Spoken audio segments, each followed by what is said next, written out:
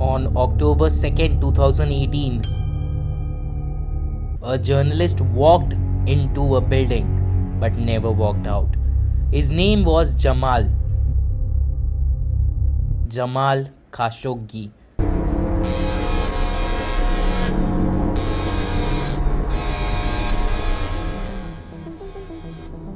He was a communist from a Washington Post, a Saudi citizen, a father, a man who has spent decades covering the Middle East, and he was the one who had once been an insider in the Saudi royal court, and he was the one who most recently became one of its most prominent critics.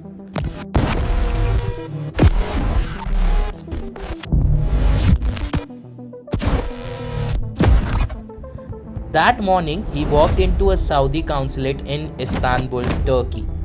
He needed paperwork, documents confirming he was divorced so he could remarry. Routine administrative and all those tasks took a lot of time, the kind everyone in might run on a Tuesday. He never came out of the building, he never came back out. Turkish intelligence, which had bugged the consulate, recorded what happened inside. What they heard was so disturbing that when officials described it to journalists, they struggled to find the words. Jamal was actually murdered by a team of 15 Saudi operatives who had flown in specifically for the task. The Saudi government initially said he had left the building alive, then they said he had died in a fist fight. Then they said it was a rogue operation. Then finally, under international pressure, they admitted what the evidence had already proven. It was something that had killed him. It was a killing ordered at the highest level of the Saudi state. The world was outraged.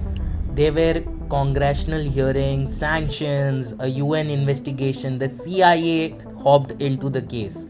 The CIA concluded with high confidence that Saudi Crown Prince Mohammed bin Salman had personally approved the operation. But here is the part of the story that most people never heard. Weeks before Jamal walked into the consulate, his phone had already been compromised. Not by a hacker in a basement somewhere for money, not by some crooked phishing email. His device had been silently, invisibly, completely taken over by a piece of software so sophisticated that the world's leading cybersecurity researchers describe it as unlike anything they have ever seen. That software had a name. It was called Pegasus. And the company that built Pegasus was not some shadow government agency operating in the dark. It was a private company, a startup founded by Israeli military intelligence, registered at a legitimate business, selling its product to government around the world. Its name was NSO Group.